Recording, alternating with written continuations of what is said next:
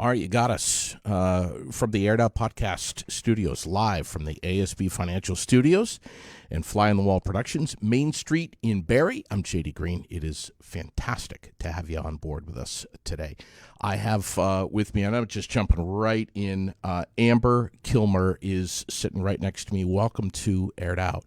Thank you. So happy to have you in here. So happy to be here. You walked through the door with a big smile on your face, and I said welcome, and here you are sitting down with a microphone jammed right in front of your face here. And I gotta say,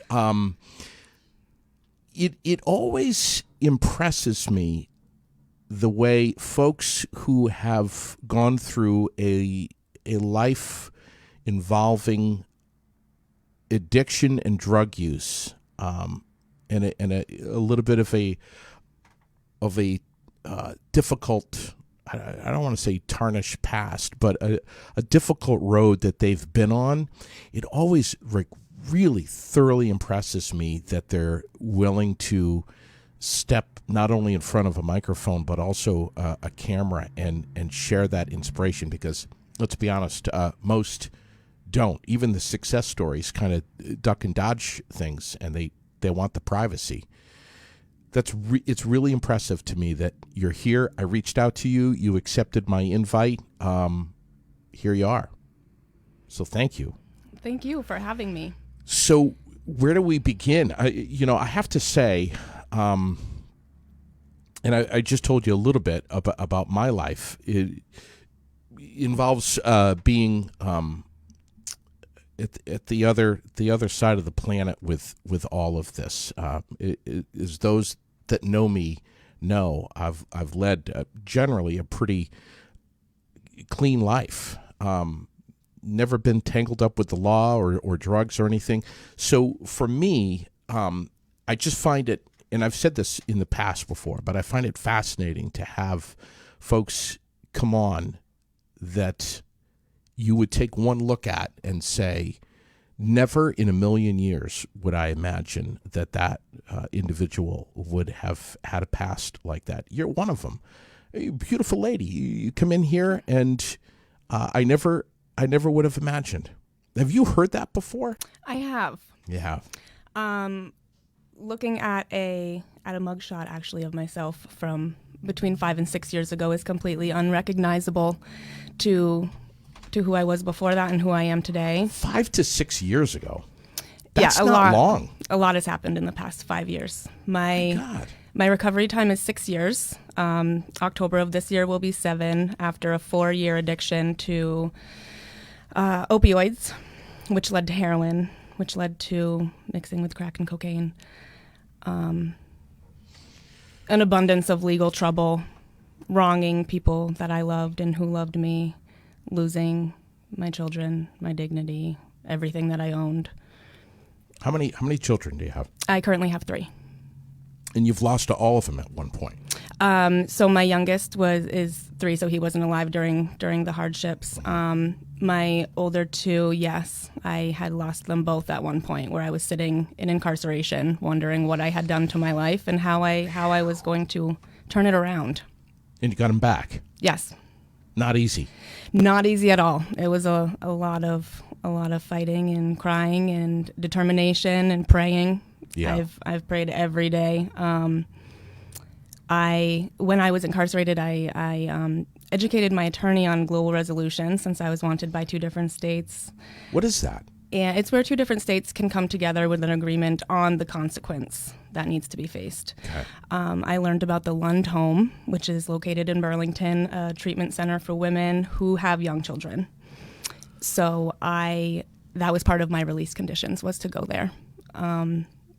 Grace of God. So within 30 days, I got my baby back, who I had just given birth to and lost immediately because I had warrants. Fear of facing the music I went through for quite a long time. I believe we all need to push through the fear of failure in order to get to the other side and achieve our dreams. We hate failure. Yeah. I was petrified.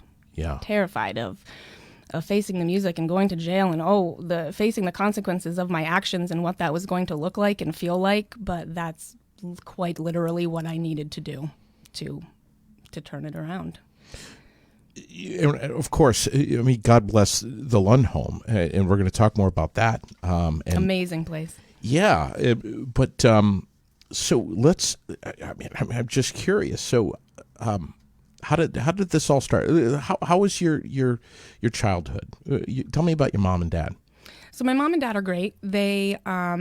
They were 18 and 19 when they had me. They never married, never had other children. So they were separated for my upbringing. Both present, both actively involved. Good. During my addiction, they both practiced tough love, which is exactly what I needed. Were they addicts or users themselves? No, my dad has overcome an alcohol addiction himself. He was a functioning alcoholic for a while, but he's overcome that, and he's done remarkably well. There were points where in the beginning my mom tried to kind of overcompensate and felt like she wasn't there enough for my upbringing, and that's maybe why I turned down this road. And that was false. That was her placing blame on herself. That didn't belong.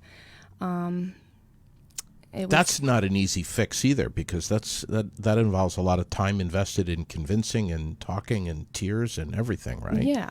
Yes. Holy crap. Whew. So a lot of feeling to heal. yeah. So then you get into high school, born and raised here in Vermont. Yep. High school where? High school at Hartford. Okay. Yep. I had friends, got decent grades, got along with administrators. Everything going generally pretty well. Yeah. Yep. Through all of high school. Yep. Impressionable time. Yep. Had a little bit of anxiety, but that's normal. Yeah. Then what happened? I got pregnant with my son at the end of senior year, so I was 19 when I had him. I recall feeling like I was petrified that I wasn't going to live up to what he deserved as a mom. I didn't get that time in my young adult life, between high school and college, if people choose that, to learn who they are. So I recall not knowing who I was. I didn't know what my purpose was. I didn't know if I could be a good mom, and I wanted to be all of these things, but I had such a fear of failure. Yeah. Pressure. Yeah. And now I crave pressure. I thrive on pressure. Right. Like, lay it on me. What goal can I achieve now? Well, Who can I help? You're under it right now. Indeed, yes. I had a battle of the mind with anxiety coming here, but I'm so glad that I'm here. Yeah. Yeah, it's pretty remarkable. Damn. So then what? So that you just decided. So no one wakes up in the morning and thinks to themselves, I want to try a drug today, and maybe I get addicted and completely deconstruct my entire life. Yeah. That's not what runs.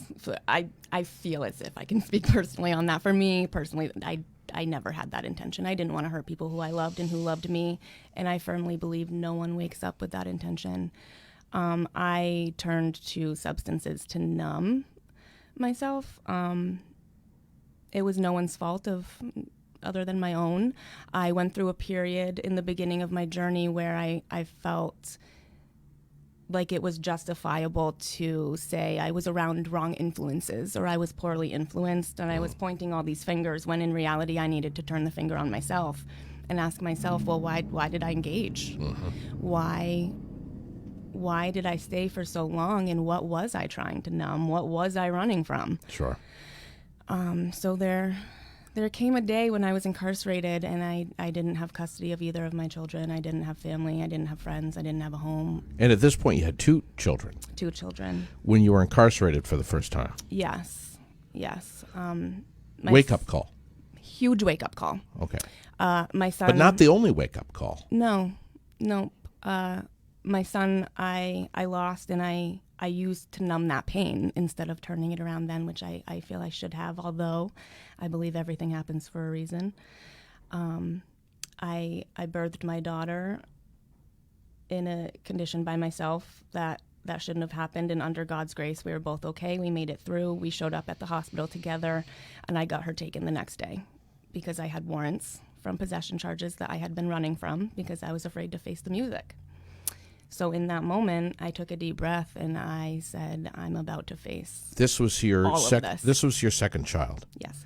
And where was she born? She was born in a bathroom of a house that was used to sell drugs out of. That I was You were by yourself. I was by myself. My goodness. And the next day, she was taken from you. Yeah. The next day, her attorney showed up at the hospital. A woman named Meg York, and I will never forget her a day in my life. I thank God for her every day. She recognized the bond that my daughter and I shared instantly. She stayed in the hospital with us for 3 hours while I held her, because at that point I could no longer be alone with her without DCF presence. So she was able to see something beyond physically what she was observing with her own eyes about your state, your condition. Instantly, absolutely. And I really thank God for that. Understatement. We communicated through my incarceration. She organized visits so I could have visits with Evelyn during that 4-month time. She remained in high hopes of me. She kept her faith in me, and that is exactly what I needed. People who are suffering from addiction are people who are suffering, and we need connection. We need just one person to step up and say, hey, I believe in you, and actively show it. Yeah, you Not have to enable demonstrate behaviors, but show that we're worth it, and there's someone that believes in us. This is already just overwhelming to me to hear this. So, your little girl and your boy taken from you, and you go to the big house here in Vermont. Yes, Chittenden County. And you're detoxing? So I was not detoxing at that point. I was incarcerated. So after my daughter was born, that was my second incarceration. I was incarcerated the first time where I found out I was pregnant with her, and detoxing off everything on the cup, where an amazing nurse from the nursing staff at that jail took me in, and she gave me a hug, and she told me I was going to go in the infirmary for 72 hours. I should plan on miscarrying, and she wasn't so sure how my health was going to remain. This is child 3 at this point?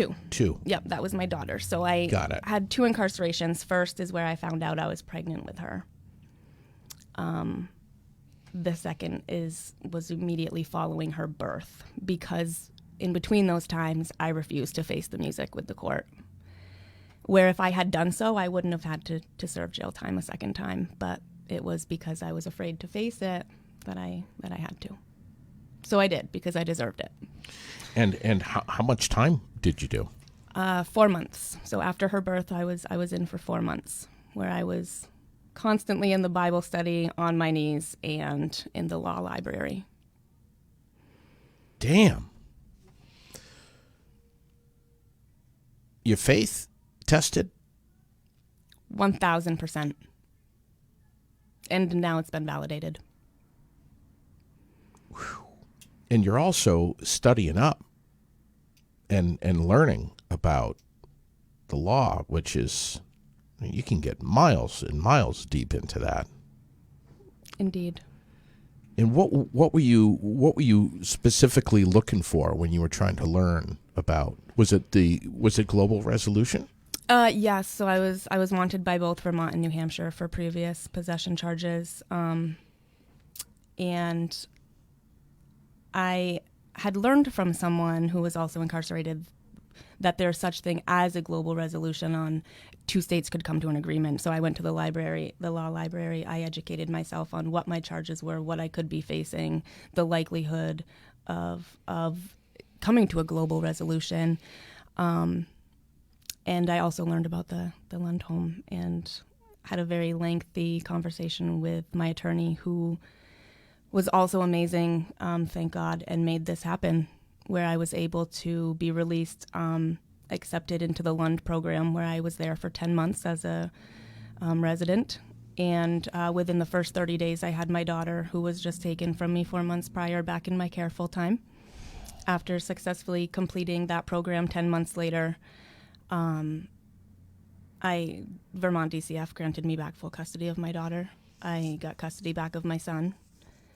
I went and got a job at a local hotel in my hometown scrubbing toilets because I just wanted to be employed and feel like a functioning member of society, and be productive, where I grew up to management over a span of 4 years.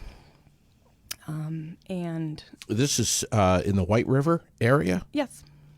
Yep. Wow. Yes. So safe to say that at that point there was no turning back for you, or did you have any relapse? No. So since October 16th, 2015, I have been completely drug-free. I'm terrified to relapse. I think I would die. And what I've worked so hard for now is not worth it. I have bad days now, and I don't think about relapsing. I think about, why is this happening and how can I fix it? Sure. The first drug, what was that? Percocet 30. Okay. Common. Yeah. Super common. And how are you able to get that? Through mutual people, through people that I knew. Easy? Yeah, surprisingly easy. It was not prescribed to me. Did you know? Do you recall having a moment of, oh my God, I think I might be hooked on this? The oh shoot moment? Yeah. Yes. It started with, okay, I'll try this and, see what it's about, to, okay, this numbs my emotions and I don't have to feel the things that I don't want to feel, to, I won't get addicted. I can Can handle fine, this. To, oh shoot. It's that easy. It's that fast. It's And that then easy. What did you shift gears to from the perks? To heroin. Right off. Right to the extreme. Within months. And it lasted 4 years, every day. Smoking it? Intravenous use. And again, with the prayer being validated, I don't have physical evidence of that in my body today. Huh. What was that like? Were you apprehensive of shooting up for the first time? So it was done to me the first time. Okay.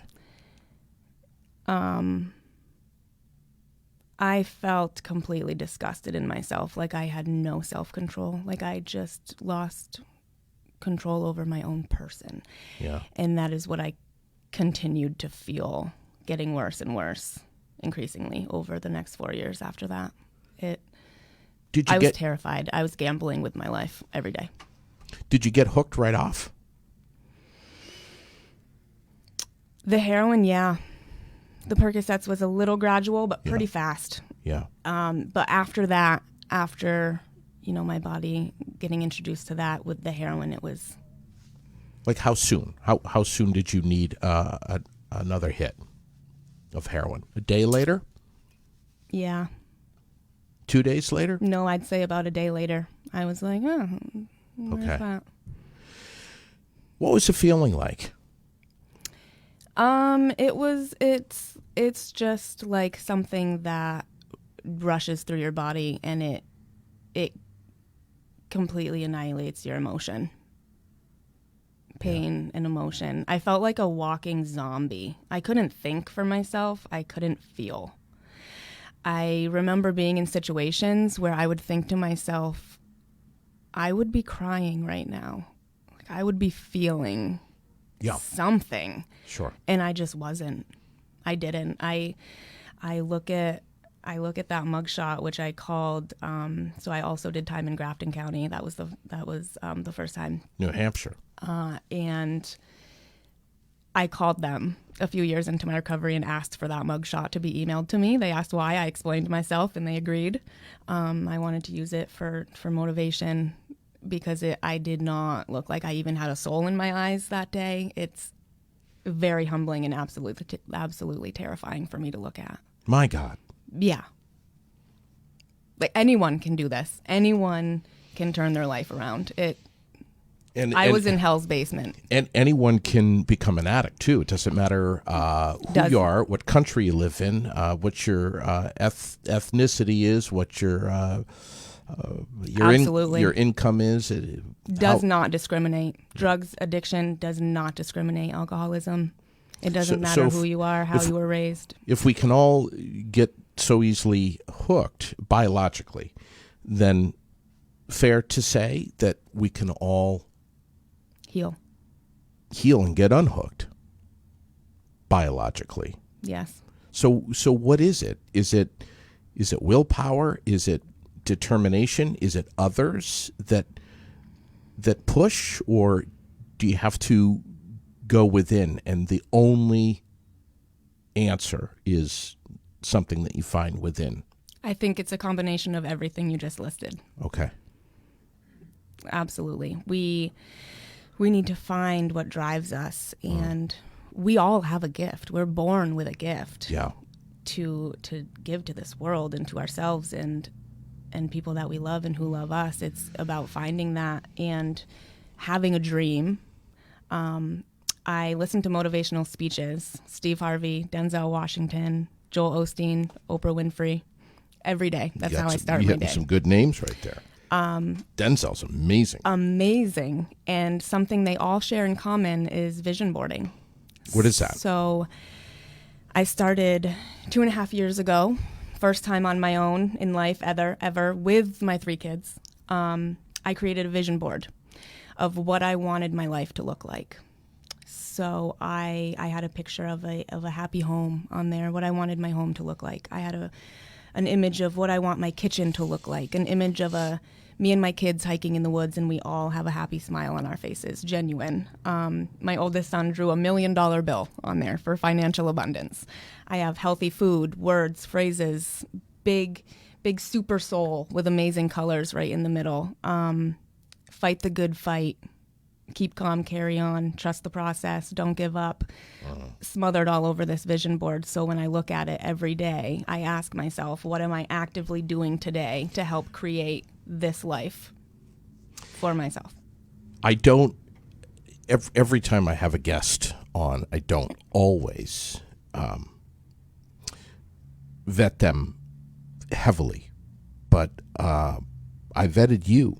And dare I say, I may even have stalked you a little bit on Facebook because I was scrolling through your stuff and I was blown away. Your Facebook page is the motivation, the stuff that you have on there is absolutely amazing. Thank you. As a matter of fact, I took a screenshot of one of them. I'm going to try to find here, but that if there was a, you know, I'm looking at this stuff saying, man, I wish there was a poster that had that. Wish there was a poster that had that too. It's right here, and I'll have you share it. But I took that off your page. This is my favorite. Is it really? Yes. Become more aware of what's really worth your energy. Mm-hmm. So that was a turning point thought for me in beginning my recovery journey. I remember getting a letter from my mom when I was in jail the first time, and she said, Amber, you kind of had the life by the balls. What happened? And I thought to myself, wow, she's right. Yeah. I don't even have a foundation to stand on right now. And I thought to myself, if I invested all of this energy that I've been putting into getting drugs and messing my life up, if I invested that energy into healing and getting to the root of why I was chasing the drugs to begin with, on why I was allowing people access to me who didn't deserve it to begin with, on why I was seeking connections in the wrong people, you know, all of that, what could I achieve and what could I accomplish and what could my life be? Exactly what I wanted it to be. Yeah. But you've done that, though. You've done that. Yes. It's never ending. Growth is never ending. Of course. But you've proven this to many, but ultimately to yourself, that you got this. You got this. Did you ever overdose? Yes. On heroin. Yep.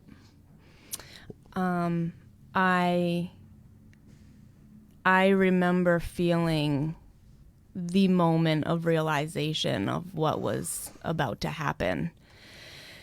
And the realization of there was nothing I could do to stop it. And then everything went dark. I couldn't see, I couldn't hear, and I felt my body drop to the floor.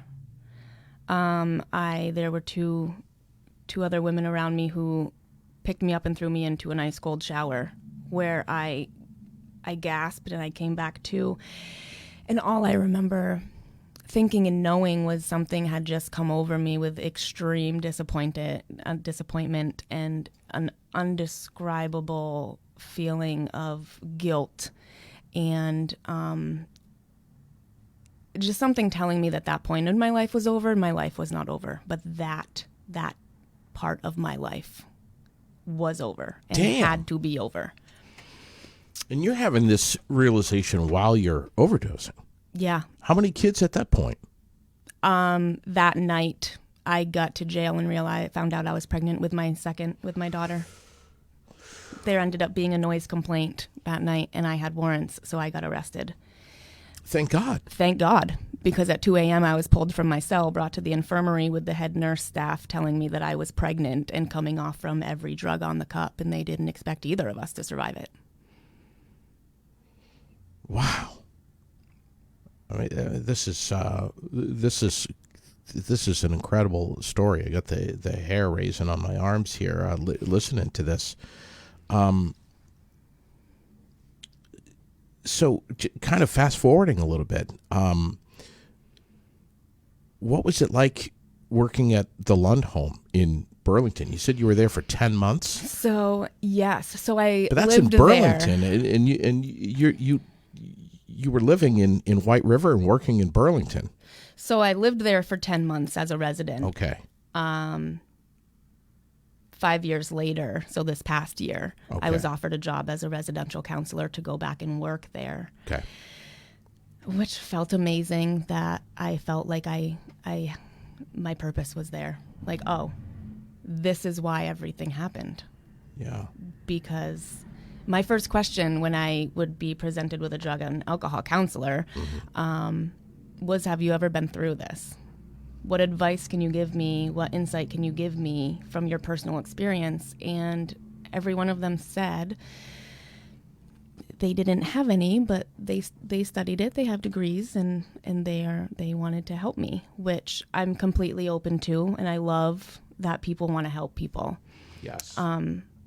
Me personally, I was looking for someone who had experience and could guide me from their experience. Yeah. And from their own success story. Sure. There's this whole different set of value to that when someone can walk the walk, talk the talk. Right. So that first day walking back into Lund, not as a resident, but as, with my key fob and my name tag, Damn. it was My very God. remarkable. It's amazing. Just got a comment here saying, I knew Amber's story long before I knew Amber. In a small town, people talk, and not always kindly. I found myself praying for someone I didn't know. To see her back in the same area, showing her community every day that recovery and change is possible, takes so much strength and courage. Amber is a wonderful example of why we need to never give up on someone. Amen. And thank you to whoever said that. Well, it's somebody that you know pretty well, I guess, Dottie Moffatt. Wonderful woman. Yeah, she's been on here several times.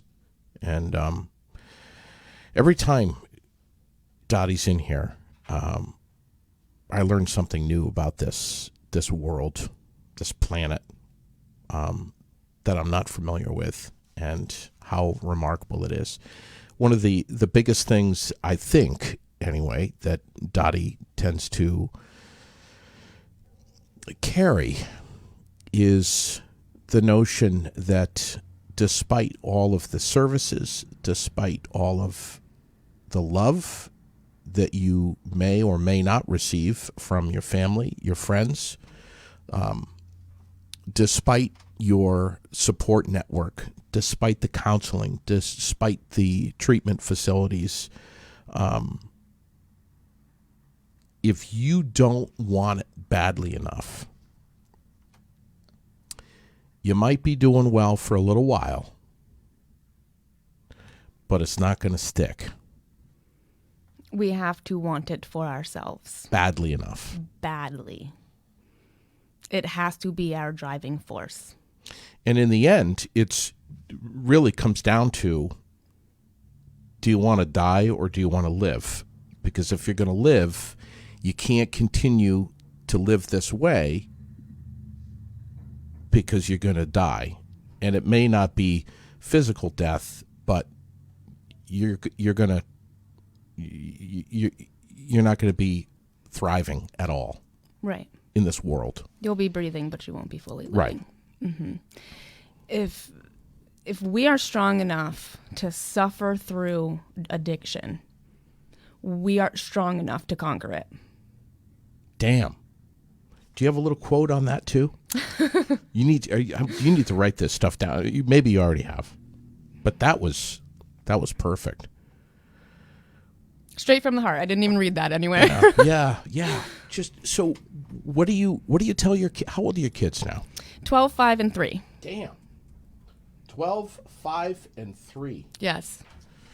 That's exactly what I say. Ooh, wow. That's a lot. That's a lot. What are you telling your kids? What especially the 12-year-old?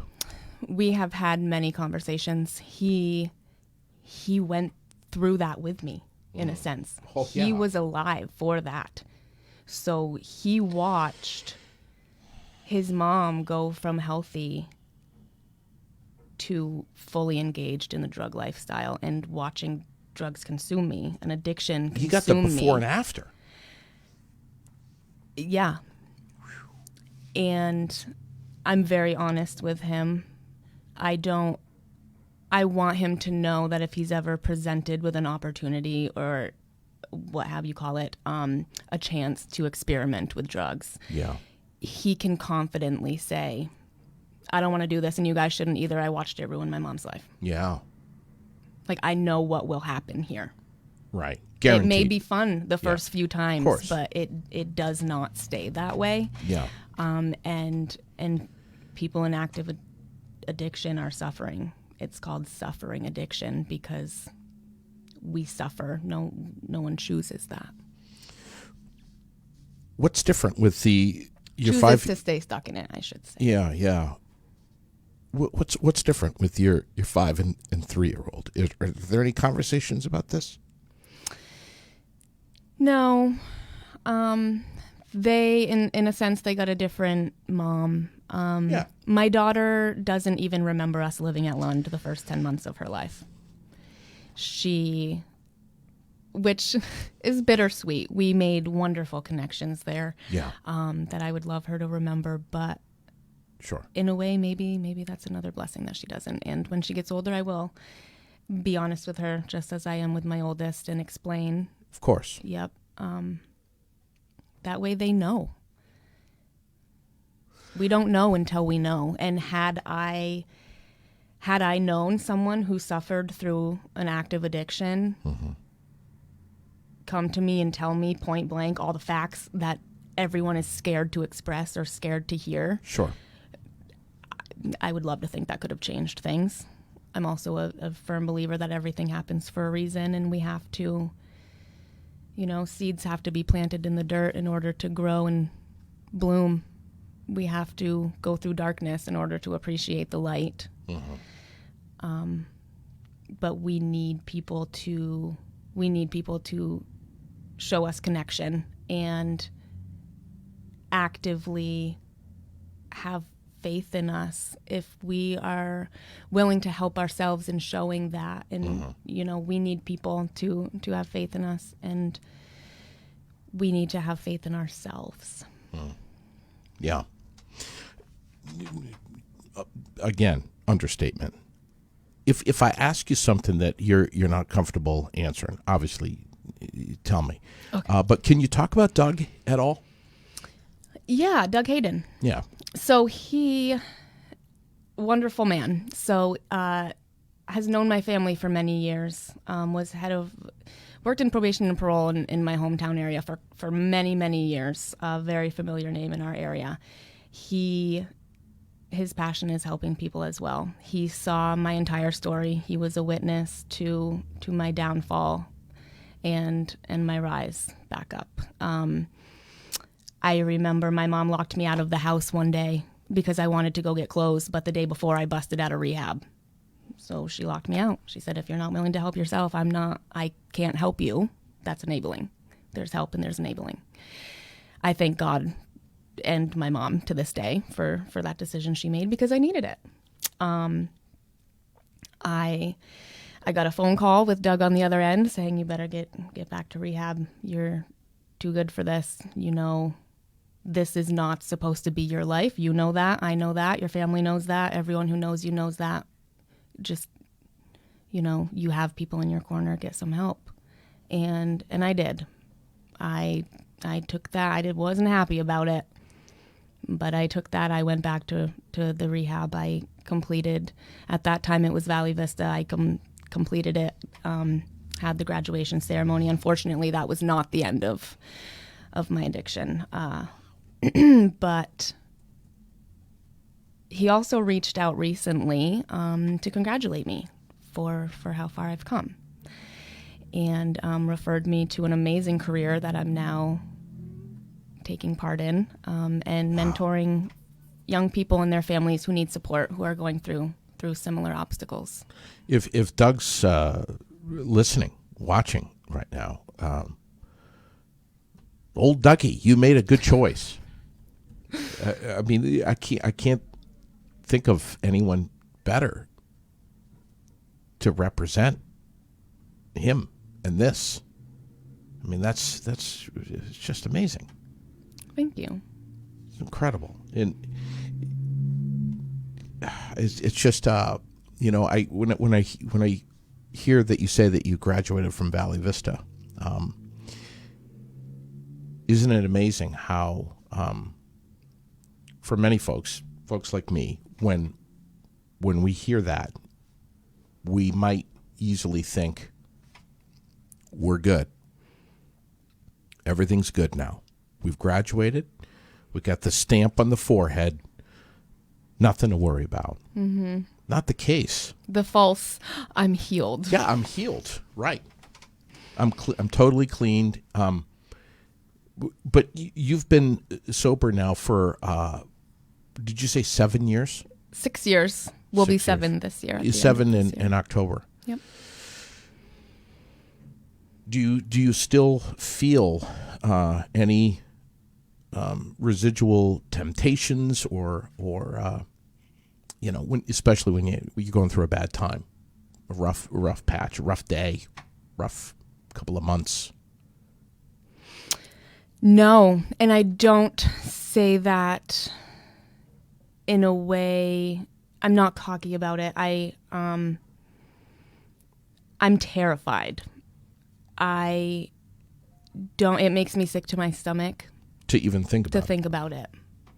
Because I know that would affect my children. That would affect everything I've worked so hard for. That would affect my family. That would affect my home, the career, everything that I have. My foundation is my sobriety. So on my bad days, I lean on that. I cannot even fathom the thought of jeopardizing that because that is what I lean on. Oh. So maybe this isn't a fair question, but if you were to remove your kids completely from the equation, how different would it be? Oh, everything I do is for my children. Well, you're a good mom. Thank you. I still have that drive for myself. So I guess I shouldn't say I wouldn't do it for my kids. I wouldn't do it for myself so I can be the best me for my kids. Yeah, right. And live, the life of my dreams. When I was a little girl, I used to give my my dolls and my stuffed animals motivational speeches in my bedroom and talk to myself in a mirror and give myself pep talks. That's who you are. And I knew that's what I wanted to do for my life, but I didn't know how. I wasn't always textbook smart. Right. Some information I just don't retain. I don't know. So I knew maybe college wasn't going to be my scene. I didn't know how I was going to achieve what I knew I wanted to do with my life and help people, and how I was going to make that possible. And if I knew back then what I would have to go through in order to make that happen, sure, I may have ducked out. Right. But now I know. Hindsight's 20/20, isn't it? What I had to go through to make that happen, and I had that vision for a reason. Yeah. Wow. What are you thinking now these days about how you want to continue to live in this world, in this life?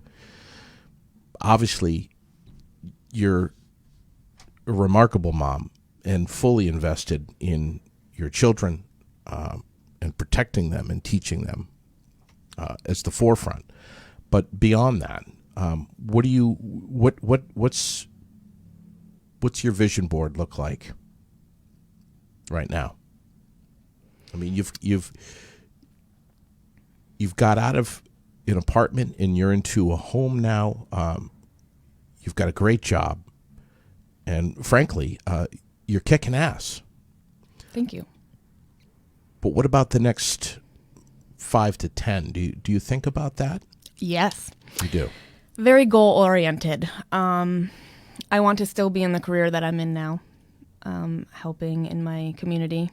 I want to publish a book. I want to be on stages performing motivational speeches so a wide range of crowds can hear and see that literally anyone can turn their life around. It doesn't have to be addiction. It could be something mental. Each of us has the power inside of us to turn our life around.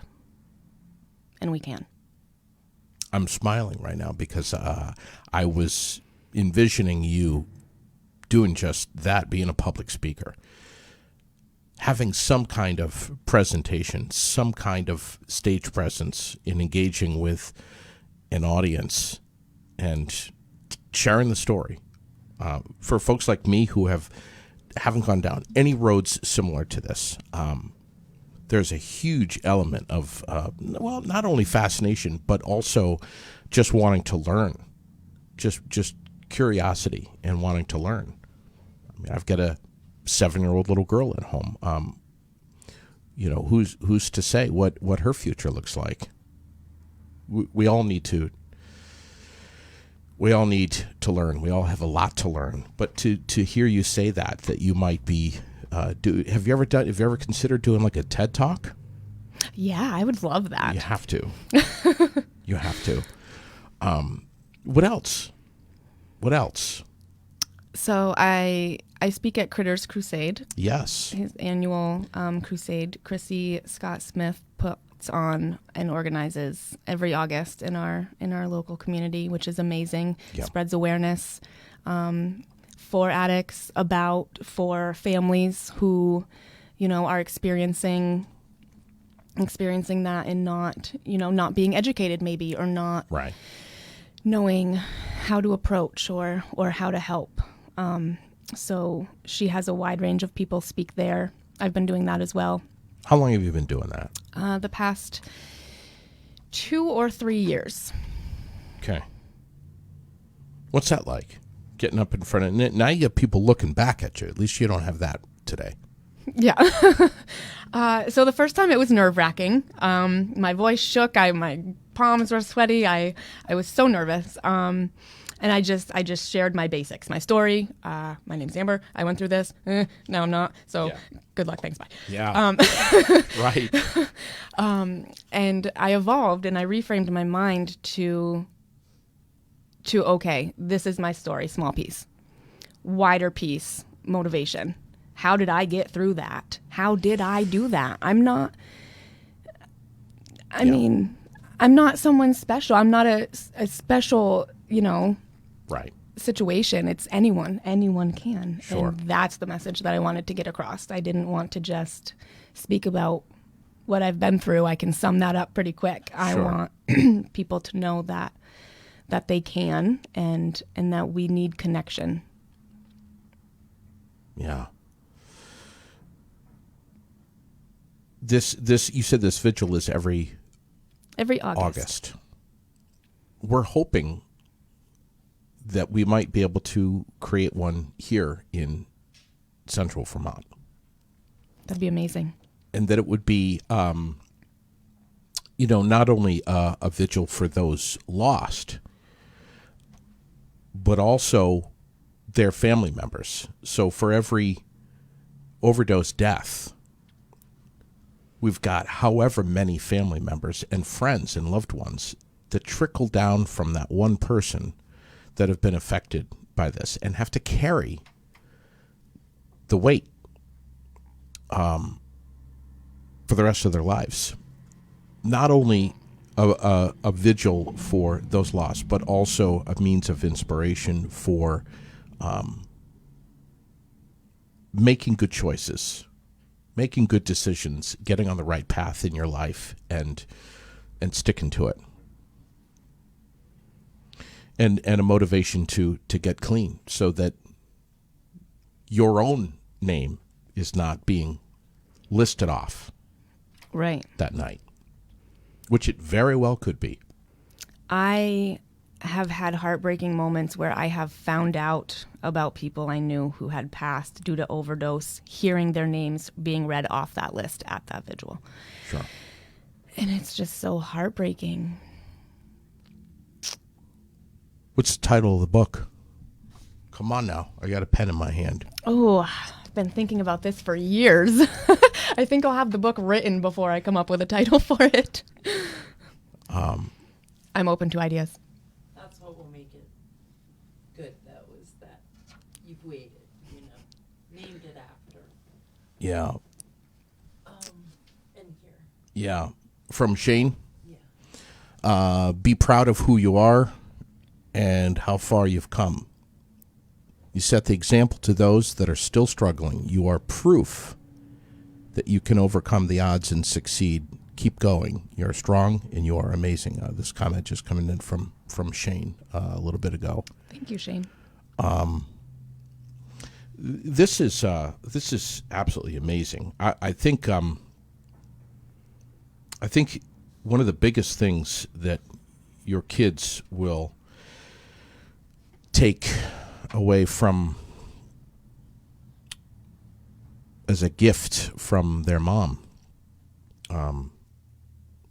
is the gift that you have given them of your legacy, and not what you've done or what you haven't done, but your legacy of the good that you have done, not only for yourself but for others as a result of all of this. And I think your kids are going to be carrying that that pride of your legacy long, long after you're gone. Thank you. And that's cool as hell. That's what I love most about this, is that you have 3 children that were created by you, who are always going to have this knowledge of their mom and what a badass she is still. What we are capable of. It's not about the of. mistake. It's about how we recover from it. Exactly. Yeah. Exactly. Let me know when this book gets published, will you? I surely will. I think we got a couple of pre-orders coming in right now. I look forward to, and I hope that we can stay in touch. Absolutely. I think, as I said when we first started chatting, that if someone were to interview me and ask me, what do you find most fascinating about what you do for a living? I think my answer would be people like you that are brave enough to get the car, drive here from White River Junction, walk through these doors, and come on camera and a microphone to share such a personal, such a sacred part of themselves and their soul, and that's huge, and I'm fascinated by it. Hell of a lot stronger than I would be. Thank you. It took some hard work. I'm sure, and you know we've had some really remarkable stories of recovery, of sobriety, of overcoming odds on this podcast. But this is definitely one that's going to stick out for me, and I can't thank you enough. And on behalf of our listeners and viewers, thanks for being brave enough to come in here and share your story. Thank you for having me and allowing me to share. Yeah, and again, you know, if you ever want to use these microphones, or if you ever want to, what's that, Raylene? Yeah, absolutely. Yeah, come back. I would love to. We would love to have you. It wasn't so bad, was it? It wasn't so bad. Hey, Okay. We're so laid back here and so easygoing. Thank you again very much. I can just hope it helped someone. That's the goal. We say that all the time. If anything that we do on the air or off the air here at Aired Out can help one person, then we've done it. We've met our goal. So I think that's the case. Thank you again. We've got word here, and Raylene, you jump on if you want, but our thoughts and our prayers are with James Brown, who has been readmitted to UVM with complications after just undergoing a kidney transplant. So he's had which was what, a week ago, Raylene? Almost, yep. About a week ago. So he's having a very difficult time. Prayers for his young children and his wife, who's got her own challenges with some surgery on the horizon here. So this family's going through a particularly difficult time. Dropped off a lasagna there last night, and we've got more food coming on the way for the Brown family of what town is that? Orange? In Orange. So if you would like to donate, if you'd like to put a meal together for the family, you can get all of the information or donations. What is it? Do they have a bank account set up? There's a bank account, there's Facebook Pay, there's their mailing address. Facebook Pay, their mailing address, and a bank account, and all that information is on the Aired Out page. And of course, info on if you'd like to put together a meal and donate some food over there to help support this family. God bless everybody. Take good care of one another, and we will catch you again real soon. We're live from the Aired Out Podcast Studios and ASB Financial Studios, Fly in the Wall Productions, Main Street, Barrie, Vermont. There's a list of our sponsors. Support them if you can. Thank them for getting involved with us and making this podcast possible. Ones just like the one we did today, the reason why we do it all.